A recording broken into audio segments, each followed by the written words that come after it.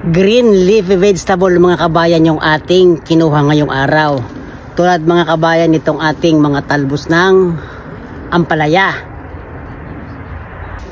Yung mga talbos mga kabayan ng ating kalabasa.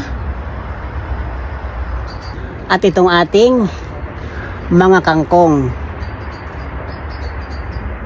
Yung talbos mga kabayan ng upo, hindi ko alam kung kumakain kayo, pero may nagre-request po sa atin, kaya ayan yung talbos ng ating mga upo.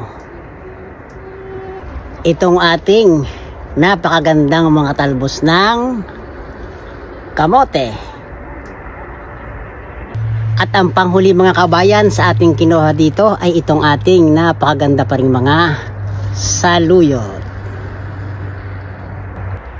Kaya mga kabayan, ito po yung aking iba't ibang mga gulay o yung green leafy vegetable na ating kinuha ngayon dito sa ating bahay kubo.